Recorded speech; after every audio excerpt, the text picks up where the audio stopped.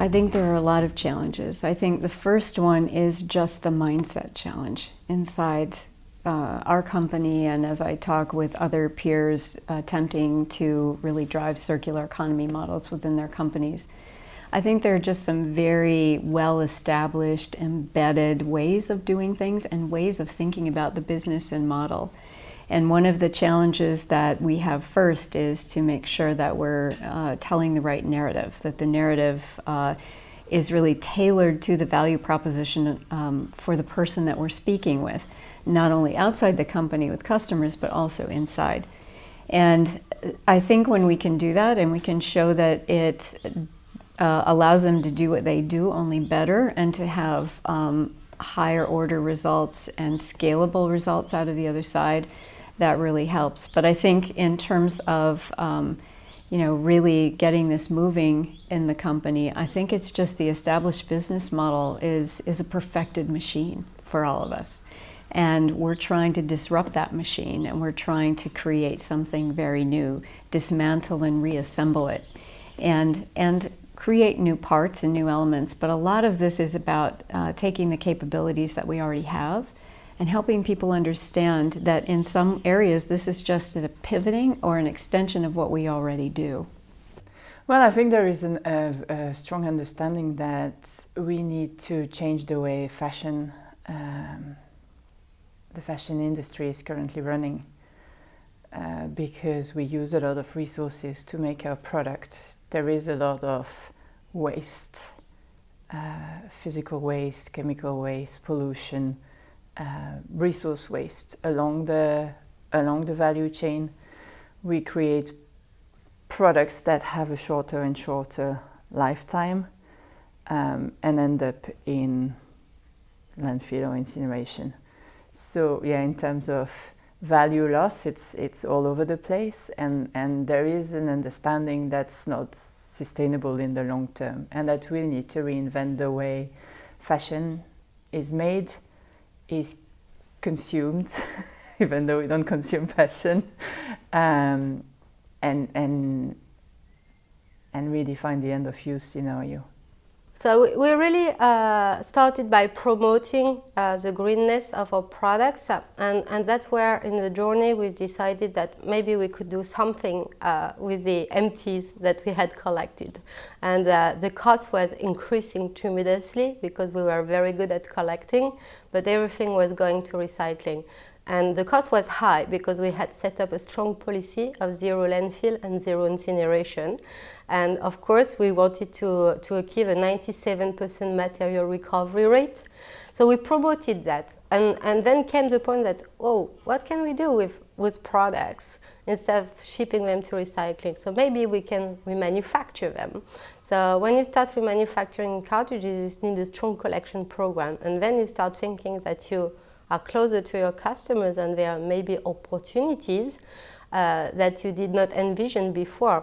And this opportunity was really to think the manufacturing areas. We are mainly manufacturing in China for cost labor reasons, but then the business case became like neutral, not positive, but neutral, to maybe reset up and relocalize in Europe.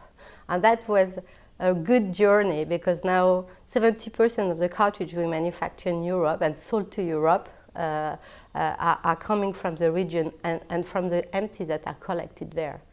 So I think this is recognised now broadly that most companies believe that the case has been made the business case has been made for the circular economy.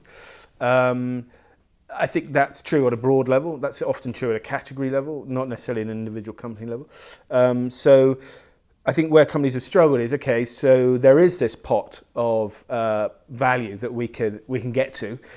We know in textiles, for example, the textiles and apparel sector, something like $100 billion worth of textiles is left out there in terms of value every year that could be reused or recycled, but that is burnt or put into the ground as landfill.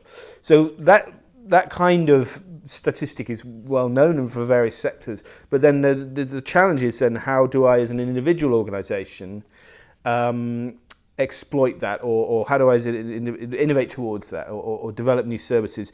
Because I think the challenge is that they're in a linear business. So everything that they do is judged by those metrics. So how do they find the space to sort of move away from that judgment, if you like, or measurement, and say, well, actually, things could work differently?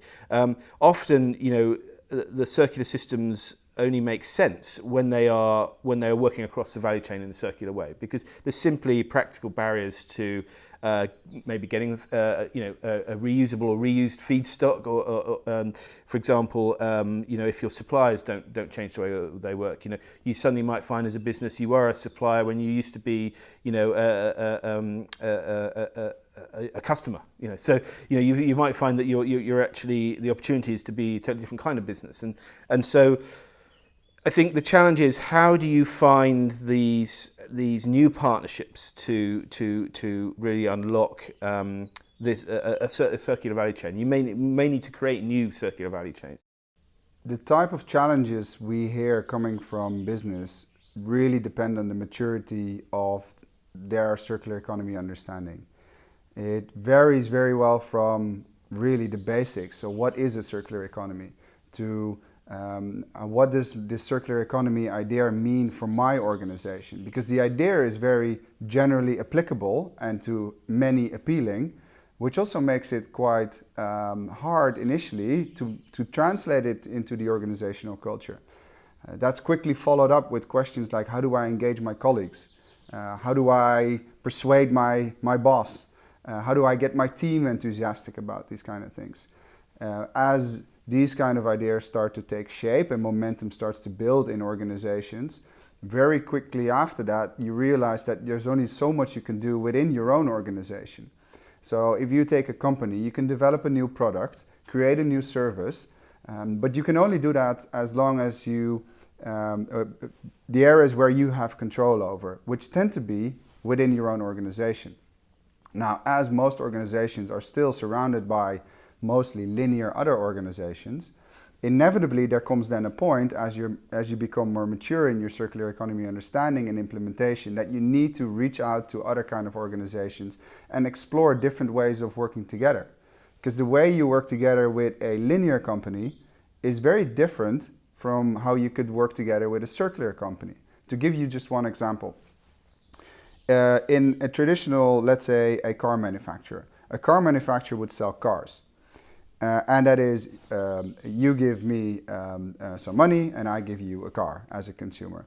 Now, what happens on the supplier side is we purchase X amount of metal, X amount of doors, X amount of, and that changes then hands for money. Sort of standard linear supply chains. What if you, as a car manufacturer, no longer sell a car, but you sell mobility? All of a sudden, because you optimize the use of a car, you probably sell less cars. That has a cascading impact on how much you can buy from your suppliers.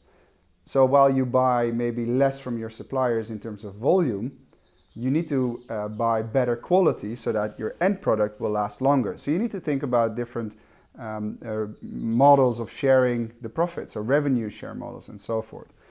So as you sort of start to get into more advanced products and services around the circular economy, then inevitably you're going to need to reach out to other kind of organizations.